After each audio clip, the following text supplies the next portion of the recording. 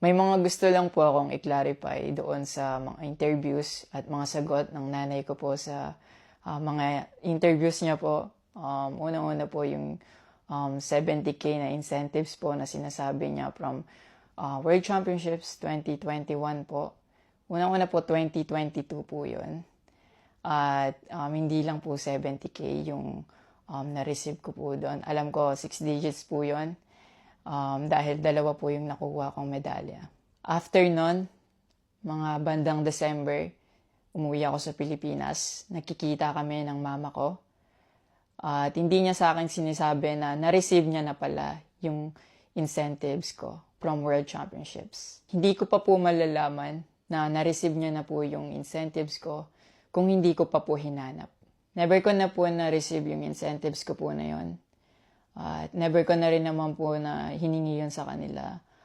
Binigay ko na at wala na po yun sa akin. Ang sa akin lang naman, gusto ko malaman kung saan napunta yung incentives ko po na yun. Yung principle po kasi dito wala po sa liit o laki ng amount po na incentives po na ginalaw niya. Kundi po sa pagtago at paggalaw niya nang wala ko pong consent, yung pinapoint ko po sa kanya. At yung about sa red flag daw po si Chloe na sinabi ng mama ko, hinusgahan niya po agad si Chloe sa pananamit at sa pag-akto po niya. Magkaiba po ng kinalakihan. Unang-una, lumaki si Chloe sa Australia at ayun yung nakagisnay niyang culture. At ibang-iba po talaga sa Pilipinas kung paano tayo gumalaw, magsalita o manamit po. At yung about po sa yung mauubos po yung anak ko, nasabi po ng mama ko. Unang-una po si Chloe po may sarili po siyang income. Lahat po ng nakikita niyong gamit o yung pag-travel niya kung saan-saan po. Galing po yun sa pinagpaguran niya po.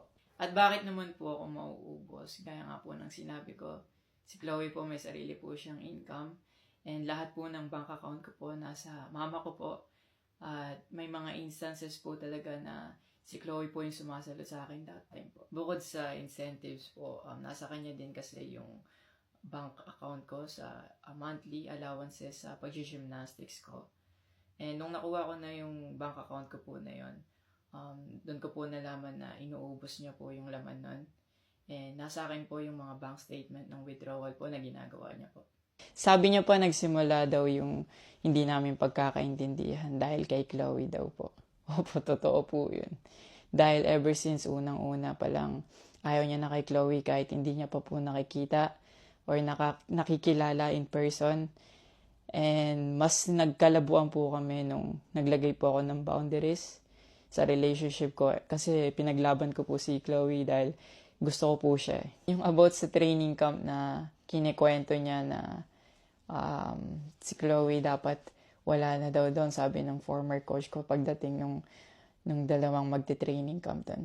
Usually, kapag magte-training camp kami, palaging naka-hotel. And miscommunicated yon na doon pala sila sa akin na mag-i-stay. Hindi rin totoo na pagpunta nila doon, nung dalawang bata, dapat wala na si Chloe kasi sabay-sabay silang pumunta doon. Actually, nagulat pa yung former coach ko kasi nandun si Chloe. Minelcome naman namin sila talaga.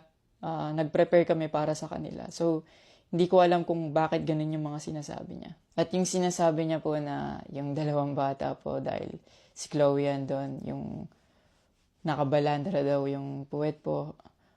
Bilang nakakatandang kapatid po, bilang boyfriend ni Chloe po, at bilang ate at kuya po, kami po aalagaan po namin sila. Hindi namin po gagawin yung mga iniisip niya na ganon. Ang dumi niya mag-isip at hindi appropriate yon para sa akin at disrespectful yon actually sa akin and kay Chloe po. And yung sinasabi niya na so dapat wala daw pong outsider or guest po doon sa apartment ko po. Di din po yung totoo kasi wala naman pong naka-indicate or nakalagay sa contract na bawal yung guest or outsider sa loob po ng apartment po. And actually, invited po si Chloe ng former coach ko from Japan nung SEA Games pa lang po sa Vietnam. So, sinabihan kami na invite mo na lang si Chloe sa Japan and doon kayo mag-hangout. Sabi niya pa na feeling niya daw, nilalayo ako ni Chloe sa kanila. Unang-una po yun, months before nun, kasi uuwi ako parang 3 days yun. Sinabihan ko na sila na mag-i-spend time ako kay Chloe. Nagpunta kami sa Baguio. Sinama ko si Chloe, nag-spend time kami. Nakikipaghalubilo naman po kami, hindi naman ako nilalayo ni Chloe. Actually, pumunta pa kami sa Pangasinan. Like, po kami doon, parang meet and greet. Yeah. Tapos after nun, nagpunta tayo ng Baguio. And then, ikaw pa nga nag-aya na yung sa bike. Yeah, Because we didn't know tayo. what to do Yeah.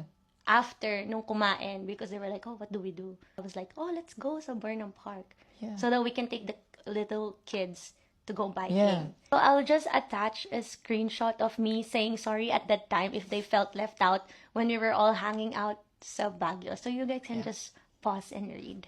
Actually, nagkita po yung mama ko and yung family ni Chloe twice po. And then, yun, nag-usap po sila. In the last resort, my family made a group chat Yeah. na kasama everybody involved because my family wanted to address kung ano yung issues ni mom mo towards me. Yeah, kasi marami na siyang pinapost. Yeah, madami na siyang pinapost. And even though my family knew na madami na siyang pinapost, my family still welcomed them, treated them with respect, and with no judgment na pinaringgan nila yung side ng mom mo, what she had to say about me and our relationship.